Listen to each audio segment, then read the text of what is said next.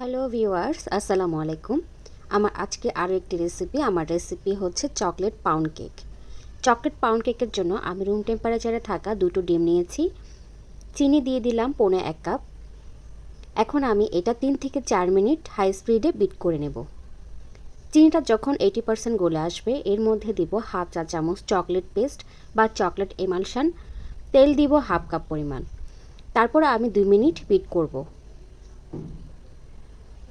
Bit করার পর আমি এখানে শুকনো উপকরণগুলো দিয়ে দেব। শুকনো উপকরণগুলো চেলে নিতে হবে, তাই আমি একটা চালনির মধ্যে ময়দা হাফ কাপ প্লাস 1/4 কাপ দিলাম। কোকো পাউডার দিয়ে দিলাম 3 টেবিল চামচ, বেকিং পাউডার 1 চা চামচ আর লবণ 1 চিমটি। সবগুলো উপকরণ আমি ভালো করে চেলে নেব।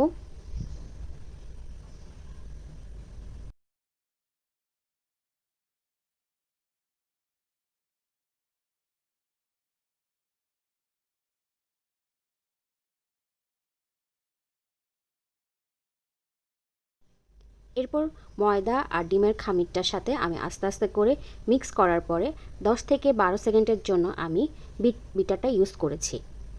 আপনারা যারা নতুন আছেন তারা কিন্তু চাইলে এই স্প্যাচুলা দিয়েই কিন্তু খামিরটি মিক্স করে নিতে পারেন। ভালো করে মিক্স করে নেওয়ার পর আমার ডোটা দেখতে পাচ্ছেন একটু টাইট আছে। আমি একটু পাতলা করার জন্য এখানে আমি 1/4 কাপ পরিমাণ লিকুইড মিল্ক অ্যাড করছি।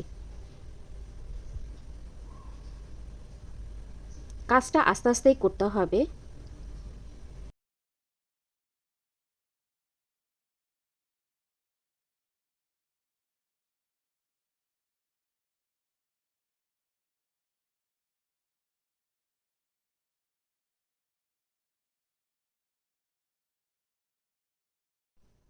এরপর আমি একটি 6 ইঞ্চির পাউন্ড কেকের মোল্ড নিয়েছি। এর মধ্যে খামিরটা ঢেলে দিব।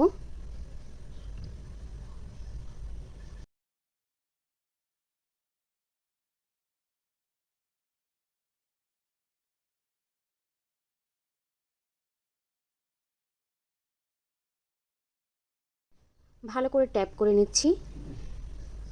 এরপর আপনারা চাইলে এর উপরে চকলেট বা আলমন্ড এগুলো দিতে পারেন। আমি এখানে পছন্দ মতন আলমন্ড দিয়ে দিচ্ছি।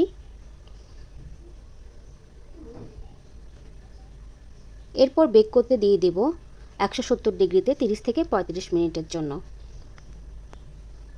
বেক হওয়ার পর দেখতেই পাচ্ছেন মাশাআল্লাহ অনেক সুন্দর হয়েছে। এখন আমি কেকের মধ্যে ওয়ার পেপার দিয়েই মুড়িয়ে রাখবো ঠান্ডা হওয়া পর্যন্ত। এই প্রসেসটা করলে আপনার কেকটা সফট আর ময়েস্ট দুটোই থাকে।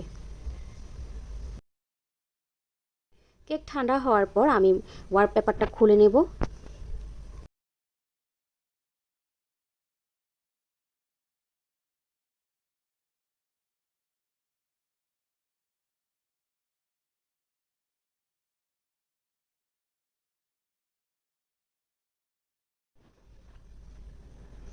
আমি আপনাদেরকে কেটে দেখাবো যে কেকটা কেমন হয়েছে। দেখতেই পাচ্ছেন কতটা কেকটা ভালো ফুলেছে, তারপর উপরে কেকও এসেছে, অনেক বেশি সফট ছিল কেকটি। আমি কেটে দেখাচ্ছি কেকটি কেমন হয়েছে ভিতরে।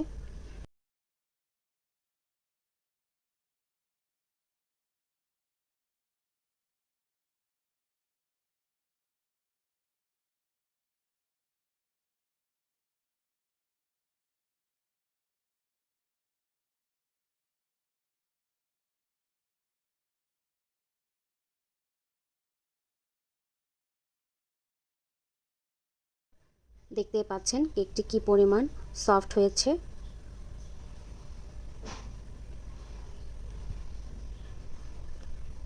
বাসায় একবার হলো ট্রাই করবেন আর আমাকে জানাবেন আমার রেসিপি আপনাদের কাছে কেমন লেগেছে। আমার ইউটিউব চ্যানেলটি অবশ্যই সাবস্ক্রাইব করে রাখবেন আর আমার ফেসবুক পেজে অবশ্যই লাইক কমেন্ট দিয়ে রাখবেন। সবাইকে ধন্যবাদ।